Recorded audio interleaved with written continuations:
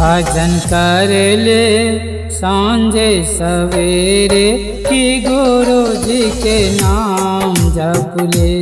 भजन कर ले सांझे सवेरे कि गुरु जी के नाम जप ले। नाम जप ले हो नाम जप ले। भजन कर ले सांझे सवेरे कि शिव जी के नाम जप ले।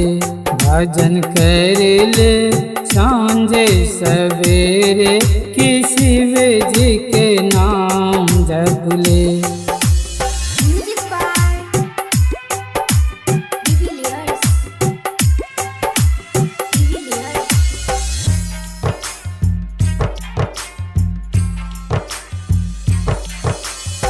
राम जी के नाम जप ले हो कि विष्णु जी के नाम जप ले।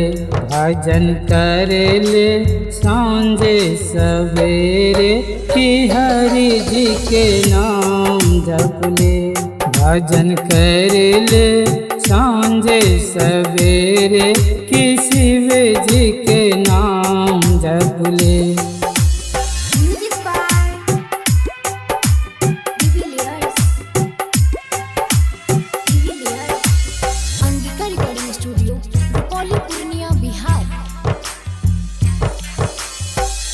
गुरु ने मुझको भेद बताया भव सागर से पार लगाया। गुरु ने मुझको भेद बताया भव सागर से पार लगाया।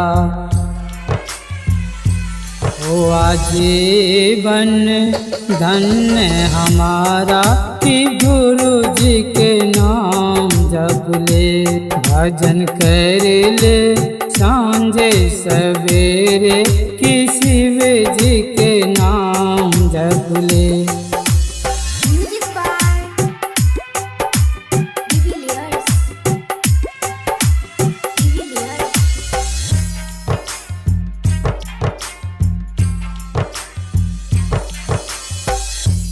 कहे सुनील कुमार राइटर कि मैं ही बाबा का नाम जप ले। कहे सुनील कुमार राइटर कि मैं ही बाबा का नाम जप ले। भजन कर ले सांझे सवेरे कि प्रभु जी के नाम जप ले। भजन कर ले सांझे सवेरे कि शिव जी के नाम जप ले।